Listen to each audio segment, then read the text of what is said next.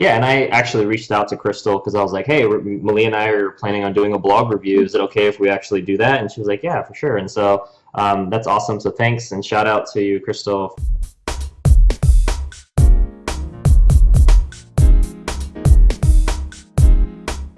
Hey, this is Lance McGowan here, Malee Simpson. and today we're going to cover why someone left Young Living essential oils, and the truth is out. All right, so how I found out about this is actually through Malee. Like I was tagged on a post on one of our Facebook groups for our team, and it was kind of interesting because I read through the blog and I was like, wow, this is very research-oriented, fact-based, experiential too, and there's a little link that linked to the playlist that I have on the doTERRA versus Young Living lawsuit outcome, and I was just like, oh, okay, and then found out that it's Krystal Trammell, and she's a digital alchemist and unschooler, and so she wrote a blog about her experience, and we're just going to cover that today and really just go from there.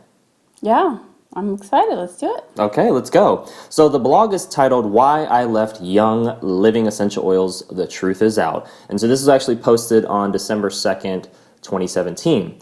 And so she basically writes, this may come as a shock, but as of August 2017, I've canceled my membership with Young Living. And so this, I guess, is reporting kind of what happened a little bit afterwards. But the evidence just keeps mounting against Young Living as a company. I'm embarrassed and saddened that I promoted their products for over 3 years. Young Living's oils have been transformational in her health, and she still believes that Young Living oils are better than grocery store or discount oils, but they've broken her trust, and there's no coming back from that. And she no longer believes Young Living oils to be the best on the market. And so it's come to light that they're not as committed to sustainable and ethical practices as they claim to be. And so she always felt this kind of nagging suspicion that there may be something off about their products and company, called it intuition. And she finally kind of did some research though, and that's kind of what we're going to cover next here.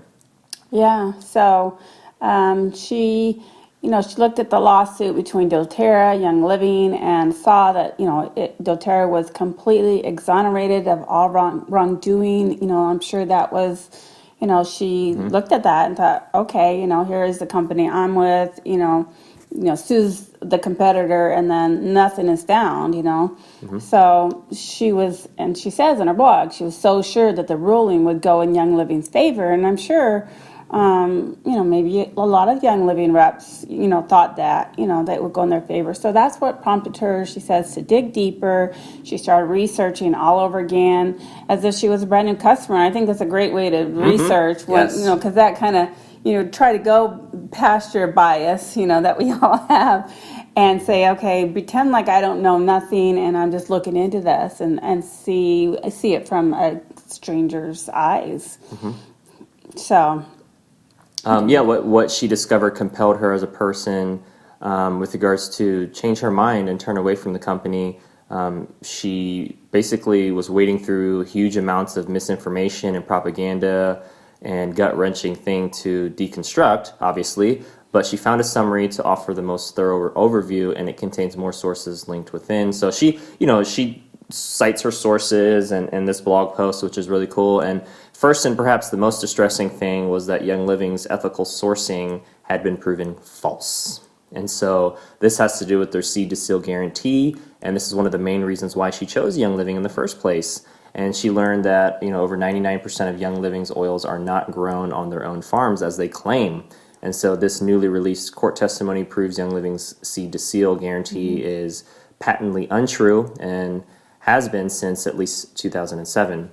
And so this was, as mentioned in the doTERRA press release, the seed to seal is more of kind of a marketing scheme, and it's something that is designed to not accurately represent that they own all their own farms. And I know a lot of Young Living distributors and customers in the past that I've gotten comments from on my YouTube channel have mentioned, we own our own farms, but it's really, you own a very small percent of your farms from an output standpoint, and we also don't know what percent partner farms are. And we covered that in our doTERRA versus lawsuit video. Like there's always these top 6 factors to consider that we're always wondering about. yeah, but I think they took that statement about owning a lot of their own farms out and out with the seed to seal still there. So they're still saying that whether it's their farm or someone else's farm, that they are overseen from the seed Yeah. to the seal, is what they promote. And that's how I've seen folks from Young Living kind of change their argument over time. So it was, we own our own farms. Yes. And now it's, all of our farms are held to the seed to seal standard, whether we own them or not. Right. And so it's just like, well, okay. So then the seed to seal is more of like a quality standard, and the owning of your farms or not shouldn't even be an issue then. Right. No, not if you can guarantee the quality no matter where they come from. Right. So more recently, and this is, we talked about this, and I'm sure when she found this out, was the fine against Young Living, which was very recent. They were fined $760,000, violating the Lacey Acts for illegally trafficking rosewood oil and spikenard oil.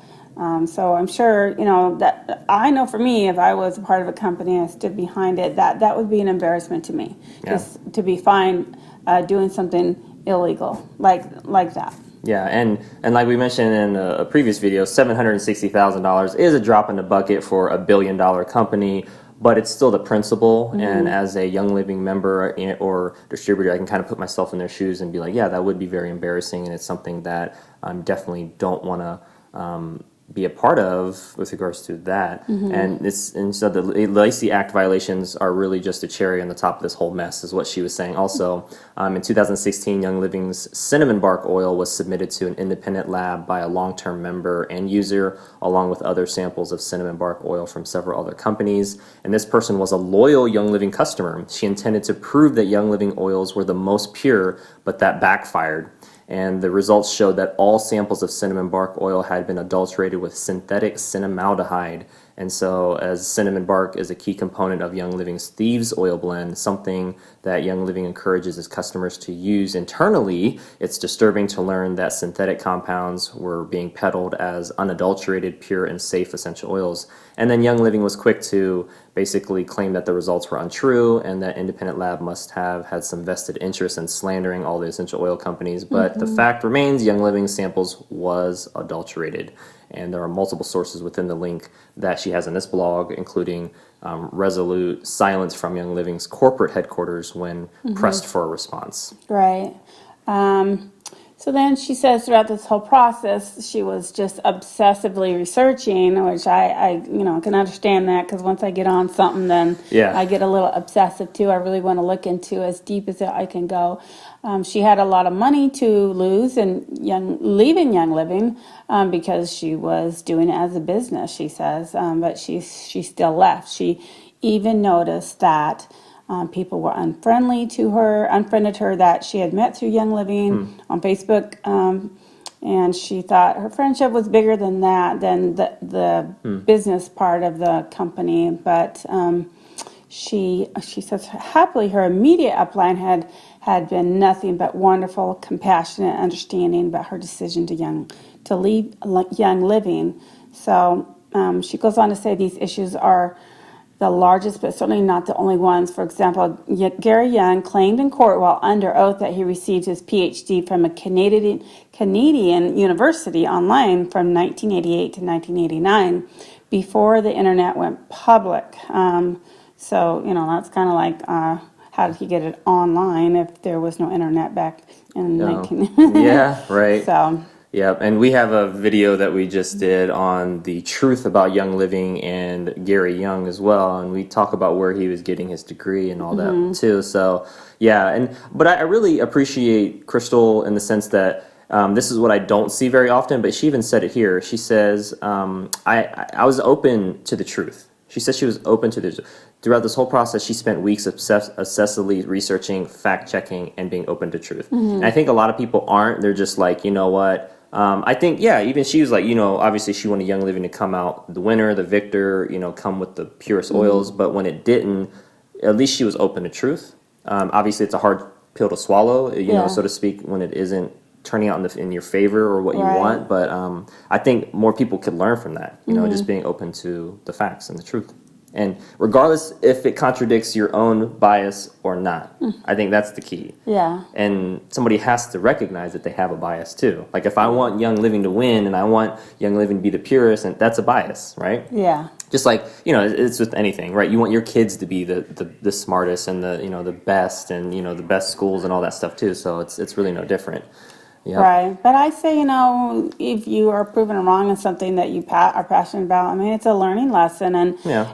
and you're smarter for it. So, I never say it's a bad thing to be wrong. It's really not. No, It's a that's learning true. lesson. Yeah, I think it's having awareness and being honest about it. I think I have more respect for people that do that myself. You may have heard before that David Sterling and other doTERRA leaders were once Young Living company members who then went on to create doTERRA. And so, but basically, David was fired and Emily left. There was a lot of pressures with regards to pushing the seed to seal marketing scheme, unequal treatment to Emily with regards to her pay as a woman. There was a lot of issues going on there. And so this is where she actually links my playlist that I have. So thank you, Krystal, for giving that information out to your audience as well. And so my playlist has 8 videos that Malee and I did, and we covered the court, and we cover doTERRA side, Young Living side. I have a lot of comments of people that appreciate it. I have a lot of comments of people that are hating on it, and everywhere in between, which is cool. I mean, that's to be expected. It's kind of a polarizing topic. We're going to get side from both ends. The only thing I encourage people to be is reasonable, right? And what I mean by that is focus on the truth and focus on understanding, not trying to be right, not trying to win. Like me, I'm just like, I just want the facts. Like, just give me the facts so I can make an educated decision. Yes, it's hurtful, or yes, it doesn't feel good when it makes me feel like I'm wrong. I mean, nobody likes to be wrong, but I will be, I'll be honest about it and be aware of it is nice, right? And so she further goes on to say, personally, I believe integrity and clarity are paramount, even when the truth cuts like a knife. That's sharp. Yeah, that's sharp, right? And even when the tension between the companies or the distributors or the customers could be cut with a knife as well. So that's also key to keep in mind as well. And so it was hard for her to decide to leave Young Living, so she can only imagine how much more difficult it must have been for someone making 6 to 7 figures within the company and to leave, let alone to then step up and create an entirely new company that became its biggest competition. So Young Living has been around since 1994. And she just goes on to say, with over 20 years of experience, especially with, faced with huge growth, they've experienced, it's, expected that there's going to be some growing pains and some issues. But unfortunately, it's become clear to her that Young Living has not handled things in an ethical or sustainable manner. So she goes on, I like how she acknowledges, hey, the longer you've been in business, the more money you make, the more people trying to take from it, the more issues you're going to encounter. I get that. But she's like, how it was handled with regards to the hiccups and stuff, wasn't in a very good ethical or sustainable manner. And I would agree with that. And our previous video on the truth about Gary Young and Young Living, we talk about that, and even us, we were shocked of some stuff that happened, when we looked at the facts, and we're just like, man, like people need to know this. Right. And I think this happens in, a lot of companies. You get invested, you're making a good salary, good income. I talked to a lot of people that they're like, I really don't even use my products. I don't even like the product, but I can't get out of the business because, this is my income.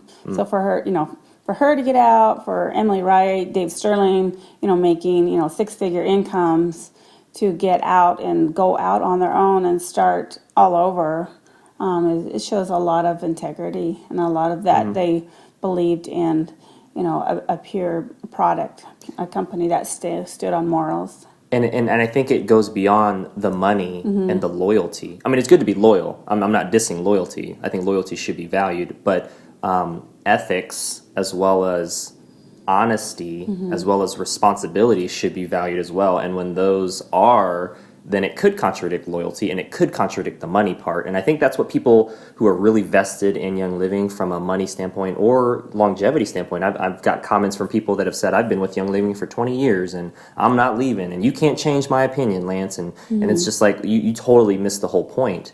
The point is not to make you go to doTERRA. The point is to help you learn about the truth and to help you have more understanding and focus on the other aspects besides loyalty and an income, whether they're a customer or a business builder. Let's look at responsibility. Let's look at ethics. Let's look at honesty. Let's look at transparency. Let's look at the truth. Let's look, let's look at that, even if it cuts like a knife, like she said. Right. So she says, as of this blog, we're still waiting on to hear the court testimony to be released from Gary Young. That's already been posted now. But I will continue to unravel this messy and embarrassing case as more light comes. So she's going to continue to educate her followers and her readers about the situation. And she says, so far, doTERRA has passed her integrity check. She loves that we utilize a third party, and you can go to source2u.com and check your oils, and there's a number on the bottom of each oil, a batch number that you can check each oil. So, and they are also committed to working with indigenous farmers all over the world to work with the ecosystems in every region that they source the oils from. So she says she'll highly likely be joining doTERRA in the near future. Yeah, and I actually reached out to Krystal because I was like, hey, Malee and I are planning on doing a blog review. Is it okay if we actually do that? And she was like, yeah, for sure. And so that's awesome. So thanks, and shout out to you, Krystal, for that. And she also said that, you know, she got overwhelming response from Young Living people that left, and they were actually like, thank you for voicing maybe what we weren't able to, or being the voice. And then she also said a lot of doTERRA people reached out to her to join their business. So I'm like, wow, okay, interesting, right? I mean, so I kind of was like, yeah, there's probably no shortage of people to kind of go with, but I think it's interesting to see, you know, what happened with regards to this blog and how the information is spread and everything like that. So very, very interesting nonetheless. And so basically she just encourages you to read the links that she has in her blog and open your heart and decide for yourself what feels right and true. And, you know, she just encourages you to share this story with others and go from there.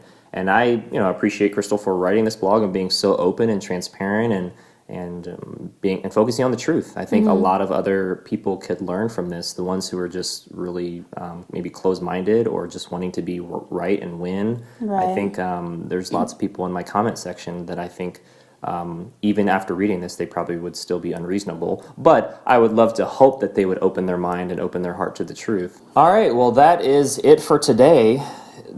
And now you know why Krystal Trammell left Young Living. And if you want to go see for yourself, I'll have the blog link in the description below so you can read that. Again, she cites her sources, which is awesome. She provides her own, you know, opinion, but also facts as well. I think it's a well-written blog, and I think anyone who's with Young Living or doTERRA or on the fence and not with either company could benefit from this information. And I highly encourage you to check it out and really do the research for yourself. And like she said, become obsessive about the facts and the truth, even if the truth cuts like a knife. Right. But the good thing is that you've done a lot of research. So if you watch some of Lance's YouTube videos, then you won't have to do all the research we did unless you want to just, you know, push it further and get more, maybe something that we missed, you know, because some of this stuff is old and it's hard to find. But yeah, that is true. I mean, the videos that we've done, we've scoured, you know, a lot of resources, and obviously we don't know everything, so there may be some stuff we're leaving out. But as far as we know, we have videos that cover almost every single topic with the companies that I can think of, and that Malee has provided a lot of valuable input on as well. And, you know, as we get more information, we will produce more videos and things like that, or different slices of the information that weren't covered in previous ones. So, but yeah, that's pretty much it. If you enjoyed today's video, make sure to give it a thumbs up. And if you know somebody that could benefit from this information, make sure to hit the share button as well. And if you haven't already done so, hit subscribe for future video updates. And we will see you in the next video.